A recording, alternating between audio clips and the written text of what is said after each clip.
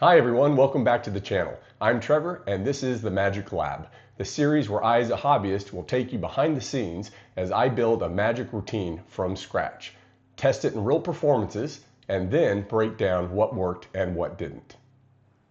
Like on previous episodes, when we start to think about building a routine, first we have to consider all of the different factors surrounding the performance. For example, this weekend is Valentine's weekend, and tonight is Friday night. I'll be going out to a birthday party where a friend has rented out a venue. So we're going to be standing around pretty casual and just kind of talking and mingling. So I don't want to build a routine that involves a table or spreading cards, which will also take away certain techniques like lapping, for example. So when building this routine for tonight, I want to think about things that are easy to do, quick, don't take a long time to capture people's attention. And at the end of the day, I might not even perform them. If the setting and timing is right, I will, but I'm not going to impose my will upon everybody when we're there for a birthday party. If we just happen to be talking and somebody asks me to do something, I want to be able to be in a standing position and just go into a quick routine. Now that we've considered all these different factors and I have some goals for my performance, let's get into building a routine. First off, since it's Valentine's weekend, I thought, hey, what a better time than to use these pink bicycle cards. Then we have to start thinking of some kind of logical routine or something that makes sense, maybe a quick story that fits all the different routines together. So I just got to thinking, well, what's a strong hook line? Well, I think people would think it's interesting to see what the difference is between a beginner magician all the way to an advanced. So I'm going to build a routine that does 3 different tricks going from beginner to advanced magician. Building upon that idea, I'm going to be explaining to the spectators how a beginner magician, for example, can only locate one selected card and in a very simple manner. Then I'd move on to the intermediate magician and show how he can find 2 selected cards and maybe with some fancy flourishes, but definitely an unexplainable skill. Lastly, I'll show how the advanced magician can impossibly locate 3 selected cards and with a kicker ending. All right, now that we've considered our factors for our performance, we have our goals in mind, and we've come up with a logical sequence for a routine, let's start building the routine. So how do we get started with that? Well, the more magic that you know, the easier it is. But for the first one, it's pretty easy, right? A 1-card location, a simple trick. There are a million of these out there, as simple as just using a key card principle. But I went old school and was thinking about this DVD, Ninja 2 by Brad Christian from Illusionist. And there's a trick on here called the Rossini location, which is great because it's in the hands and it's simple.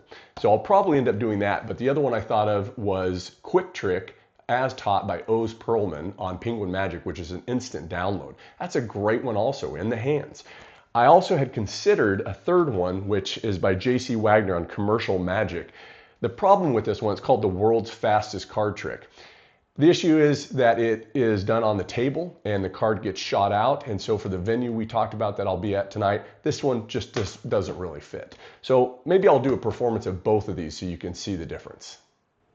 I'm going to try to locate your card just using the sense of touch. Now you can give these cards a shuffle and even go through and look and see that they're all different. In fact, you take the cards and give them a cut anywhere you want. Take a look and memorize that card. Now while you did, I could even turn around. I won't even look. That way you don't accuse me of cheating, getting a peek, or looking at any marked cards. Now just to give you one more look, once you've memorized that card, you can even place it back on top. I want you to see that I'm not holding on to it in any way. In fact, I can just give those cards a tap so you can see that there's no breaks or jogs, but still with just the sense of touch, I can cut to 1 card, and that should be your 7 of hearts. Card counting is one method to locate your card. I can hear each and every one of those cards as they go by. I'll show you what I mean. I'll dribble through the cards until you call stop. If you said stop there, I'd have you remember that card. Now, if you're unhappy and you want to pick a different card, that would be fine. Otherwise, we'll move on and I'll go as slowly as possible because this is where everybody accuses me of cheating. You'll see the moment your card gets squared up into the center. No breaks, no jogs, and it couldn't get any more fair than that. Except most magicians would accuse me of placing your card on the bottom, but others would say, no, it's actually on the top. But your card is actually lost somewhere in the center. 30th down to be exact. And with just one hand and a snap, I can locate your 2 of hearts. It's time for the second trick, and we need to be able to locate 2 selected cards. Now you could simply just control 2 cards and produce them with some fancy flourishes, and that would be worthy of an intermediate magician.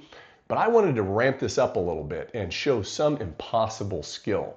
And I couldn't think of anything better than a triumph routine. The problem with triumph routines, most of them are done on the table.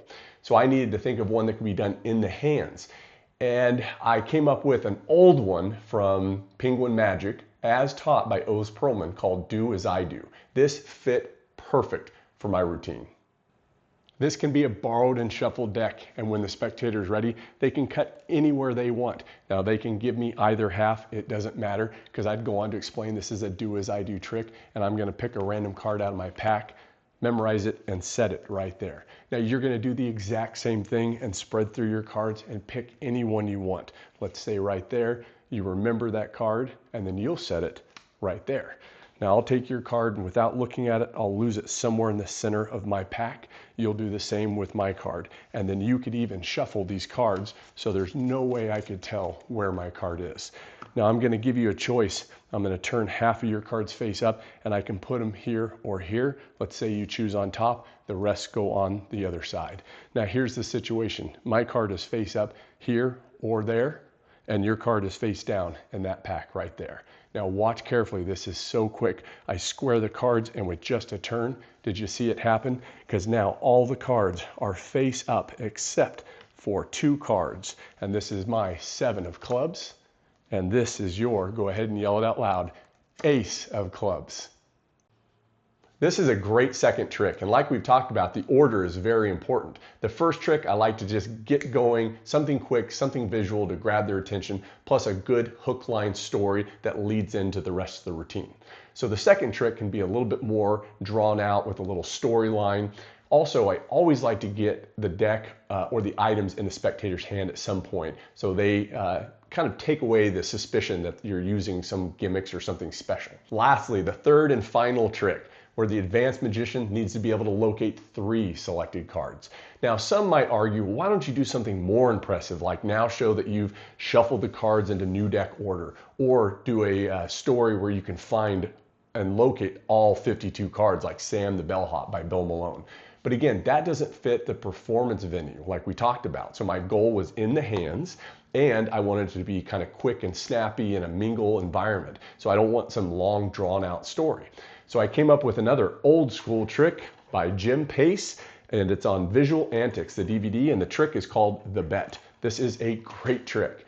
3 cards are selected, then lost into the deck. The magician then hands out some item, for example, a lucky coin, a rabbit foot, 4-leaf clover, etc., whatever you want, and says, you can keep that if I fail to locate all 3 of those selected cards. And you could even go on to say, now, would you like to see me do this the easy way or the hard way? Of course, everybody wants the hard way, right? So at the fingertips, instantly and visually, the deck completely disappears. And then you reach out and pluck all 3 selected cards. What a great closer. Let's assume that 3 cards have already been chosen. I'm going to try to find each and every one, but only after I lose the cards somewhere in the deck. Now the second one, the ace of clubs, that one goes somewhere in the center, about right there. Now the last and third one, that's the most difficult to find. I'll place it right here in the center. Now people think I'm cheating. No, really, it's right there. You'll see it the moment I place it into this half. In fact, we'll even lose that a little deeper into this half right there. No breaks, no jogs. Your cards are completely lost. Now I can do this the easy way and go through the cards and try to find them all individually, or the hard way. And everybody wants to see the hard way, right? So I'm going to make a bet, and if I can't locate your cards, you can have my lucky charm. Are you ready? Watch carefully. 1, 2, and 3, and the deck disappears, leaving me with 1, 2, and 3 cards. An additional routine. So I got to thinking, what if we stay out a little bit longer, or maybe get a chance to sit down, or we go to dinner and somebody asks to see a little bit more magic, which They probably won't, but if they do, I'll be ready for you. So what sparked this idea was Matt McGurk on YouTube. He had a trick where he used the king and queens, and I thought, well, I could precede this trick with something quick and visual that I learned a long time ago. So I'm going to dig again deep into the archive, and this is Card College Volume 1. There's a great trick in here called Court Card Conclave. That was a tongue twister. I messed that up a lot. Finally got it right. And in this trick, you take out all the court cards from a regular deck and you're going to arrange them in a chaotic order, meaning that there will be no black or red card next to each other and no pairs, so no queens next to queens, etc. We'll take that packet and cut it into the center of the deck. We wait a few seconds and impossibly they rise to the top and arrange themselves into pairs. Queen of Hearts next to the Queen of Diamonds, the King of Clubs next to the King of Spades, etc. So a quick trick and visual and impossible just to get started. Then I wanted to do one more which fell into Matt McGurk's performance, and we go ahead and eliminate the jacks and just keep the kings and queens. Now they are just going to think of any one of those cards, really. Now, you'll go through a process of showing how difficult it actually is for a magician to find a card, especially a thought of card. So through this process, they'll try and they might succeed a couple times or fail, but it will prove how difficult it is. Then you'll show actually sometimes it's not even the magician that does the magic, it's the cards. And you'll go through a process of showing how the cards reveal what your thought of card is. And of course, the final card left at the table will be the thought of card. Just amazing. After removing the 12 court cards, I place them in a specific order so that no two colors, suits, or mates are side by side. And we'll go through all 12 cards, and these should be the last ones right here. Now I'll place these on top, and in fact, we'll even give them a cut into the center. Now if we leave them there for just a second, something strange happens. The cards rise back to the top, but not just to the top. You see, they've now found their matching mate, and that's all 12 court cards. Now I know what you're thinking. No, I'm not using any extra cards.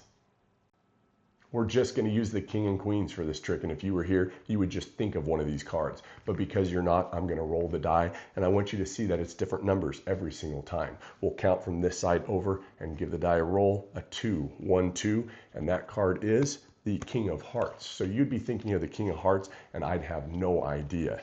Now, I'd separate the cards into two different piles, and I would say, I'm going to give you several chances to try to guess yourself where your card is and show you how difficult it is for a magician to do so, even and especially when it's a thought of card. So let's say you said this pile right here. So I'd show you this pile, and you would just say, yes, it's there, or no, it's not. So it must mean if it's not, it's in the other pile. Now I'll go through and do that again. Maybe you got it right, or maybe you got it wrong. I have no idea. Now you'll just pick either pile. Let's say you said this one here. We'll go through the cards and you would just tell me yes or no. Otherwise, it must be in the other pile. We'll do this one last time, possibly a tiebreaker, or maybe you've got them all wrong. So I'll separate the cards and you just pick a pile. Let's say you said this one here. We'd go through the cards and you take a look and just say whether it's in the pile or not. Now, either way, however you did, you're probably wondering, well, how does a magician always seem to get it right? And that's because sometimes we just have to let the cards do the magic. So I would separate these cards again into two different piles. Now, this pile here would tell me the value, and that must be a king. Now, I would do this again, separating them into two different piles. This pile here would tell me the color. So it must be a red king. We'll do this one last time. This pile here would tell me the suit. So it must be the King of Hearts. And this final pile tells me, in fact, it is the King of Hearts. Finally, Valentine's Day. So I had to consider the fact that it's just going to be my wife and I having dinner. So I definitely don't want to monopolize the night by doing a bunch of magic tricks. But I did want to come up with just one great trick that she's definitely never seen before. Now, you could do something like an anniversary waltz, right? That'd be great for Valentine's. But the problem is that's got to be for two other people, another couple. So I got to think, well, there's so many ideas, balloons, cards, chocolates, stuffed animals, flowers. I mean, it's endless. But then I remembered I had a trick that I had bought a long time ago that I had not got the chance to perform yet. So I went looking through and I found it. Mark Mason's Heartbeat. I mean, the cover is perfect, right? It's got a big red heart on it. Now this trick, it's an ambitious card routine, so nothing necessarily new. The card is signed, lost in the deck, and possibly rises back to the top over and over again. But the kind of stunning ending is you take a red heart sticker and place it on the back of the card, lose that back in the center of the deck, and visually, without any cover, they'll see the moment their card arrives at the top, and they get to take that as a souvenir. And I can't wait to see how that one goes. All right, we're back for the breakdown. Now, before we get into going through each individual effect, I wanted to address two topics that surprised me in the beginning. First, using a pink deck because it was Valentine's. I kind of just forgot whenever you're using a different type of deck, other than for me, a blue or red bicycle deck, people become very suspicious of the cards. But thankfully, because of the routining, as we previously went through, they could handle the cards and look at them, so it wasn't an issue. But food for thought for next time, just in case I don't want them going through and scrutinizing the cards. Now, the second thing that surprised me was my handkerchief. Immediately, everybody started saying, oh, your handkerchief, you're going to do something with the handkerchief. I mean, everybody kept bringing it up. So before I got started, I thought on the fly, well, I got to do something with the handkerchief, right? It's expected. So the first thing I did was a bottle production from the handkerchief, and that was from my previous episode. We talked about Handsome Jack at the Magic Castle did it, and I've been doing that ever since. The second one that I did was I actually produced a glass of full liquid from my jacket. And that is from this book, Theater of the Mind, and it's called Ovation Position. Great trick. It went over really well. But you said 5. I guessed 5. Can you believe it? Okay. No, nobody believes it, but hey. You gave me the bird. Hey, I gave you the bird. I was have to watch this. Ready? Oh, wow. Yeah, hold on. Yeah, hold on. Everybody thinks it's because of my jacket. Feel my sleeves. That's called muscles. Yeah, that's called fucking being ripped. Muscles. That's called being young. Yeah, bingo. Now, everybody accuses me of because it's my jacket, but watch this. Because if I just take my jacket off, watch. I don't even know if I can do this. Yeah, but where's the full one? Cheers. Where's the Happy birthday, For the first effect in the routine, I still hadn't settled on whether I wanted to do a quick trick as taught by Oz Perlman or the Rossini location by Brad Christian from Illusionist on the DVD Ninja 2. Doing both of them, I quickly realized everybody preferred a quick trick. And after thinking about it, really the structure of the Rossini location was more of a kind of a gambling skill or a card shark. So I think that's where I'm going to use that later. So a quick trick, what I found doing that is that I ran into a little bit of a difficult spectator, and I realized that he already had assumed that the card was on the bottom of the deck. Now, having learned an awesome technique on Magic TV from Craig Petty, I was able to then do it for him and say, well, why don't I do this for you? You look a little skeptical. So I did the trick and was able in the routine to turn the cards over and say, it's not on bottom. And again, it's not on top. And that just crushed his theory on what I was doing. And from then on, he was sold and enjoying the magic. The second effect in the routine, do as I do as taught by Oz Perlman. Now, I absolutely knew this one was going to do great because I've been performing it for a long time. But what I learned in the performance is that it actually just took that tension level down immediately and created an amazing atmosphere for them to enjoy the tricks. I think possibly because the cards were a little odd with the color, but also just because they get to handle the cards. That's part of the routine. They make every decision, cutting them, handing them out, etc. And I'm really gonna try to structure my future routines where early on I introduce an effect like that that breaks that tension early. The third and final trick of the routine, the bet. This went over so well, and I was so happy afterwards to hear people talking about it over and over. So I knew at that point I had a closer. Now, being a closer was perfect for this effect because when the cards vanish, It's a finality of the routine, and not one person asked or even had a look on their face that they cared where that deck went, just that I somehow found all 3 cards and produced them out of thin air. If this had been structured somewhere in the center of the routine, I definitely would have had to have done something different. And I thought, well, I'd take an extra deck and put it in the card box and then show that it was actually transported there. But I'm glad it was a good closer because I think it works better that way. Now, what I didn't expect is that I was going to leave home without my lucky charm. I needed this or some item as a lucky charm for the effect. The problem is because I didn't have it, I almost didn't do the routine. And then I thought, I got to do this. I've been practicing. So I grabbed a lime off of the bar and put it in my pocket. I had no idea how well this is going to work. My friend calls this a happy accident. So I reached in and grabbed my lucky charm, put a lot of emphasis on the fact that they can keep this if I fail to find all 3 cards. And when I dropped that lime in their hand, I guess it's the oddity of the humor. Everybody laughed each time I performed it. So that got me really thinking, I'm going to try different lucky charms out each time. And next time, I'm going to give this one a shot, a rubber duck. And I'm going to take that squeaker out. And when I squeak it, I'll hand it out to them. When they go to do it, obviously nothing will happen. We'll go back and forth, and this will create a little humor and more engagement with the spectators. So all in all, I think the entire routine went above my expectations, and I had a great time performing. Now for the additional routine. I really didn't know if I was going to get a chance to do the court card tricks that I practiced, but it just so happened towards the end of the night, like I was hoping. We were sitting at a table and somebody asked me, hey, can you do a little bit more? And somebody else had come in late, so they wanted to see some magic. So obviously I didn't want to just do the same routine over for that same group. So I went into the court card tricks, and the court card conclave, the tongue twister, that went over great, and it was quick and visual.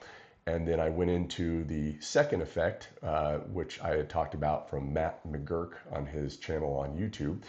And that one was amazing, a thought of card, and you find it in such a mysterious way, and also you get engagement from the spectators, and it just kind of helps them sympathize or empathize in the moment how difficult it is to actually find a card. So all in all, that was a great additional routine. I wanted to add one extra thing that I stumbled upon while performing Matt McGurk's court card trick several times. I noticed that when I had a female think of a card, almost always, as magicians we already know this, will gravitate towards the Queen of Hearts. And each time they pick that card. So it got me thinking, for next time, I'm going to do a multiple out and at least keep a Queen of Hearts with me somewhere and say that's amazing at the end and pull out that that's maybe the only card on me, etc. Something to that effect. Now, a happy coincidence that occurred was that this deck came with this joker that I happened to put in the sleeve and kept for no reason. I just put it there. And I realized that once the Queen of Hearts was selected, at the very end, I said, well, even if I couldn't have found your card, the joker is wild and it always knows your card. And I took the joker and just tossed it through, and we had the Queen of Hearts. I mean, that couldn't have went better, and that was on the fly, and it just happened to work out in the moment. And finally, The Heartbeat by Mark Mason. Now, I love his effects, and this is really clever, and it's got a cool gimmick and everything, but I got to playing with this and just realized it didn't work for me. It was a little loud and close up, a little sketchy. So I went ahead and decided not to do this. So this would be a great social media effect. I do really like it. Again, it just, I don't think it'd go over well live personally for me. All right, that's all I've got for you for this week on the episode. And if you enjoyed it, please hit like, subscribe, and share. That way I do know you like the content, and I'll continue to put out more. And please put some comments below. I'd love to hear your thoughts, any tips you have for me, and definitely any questions, because we're all here to enjoy magic. So I'll see you next time on the Limitless Project.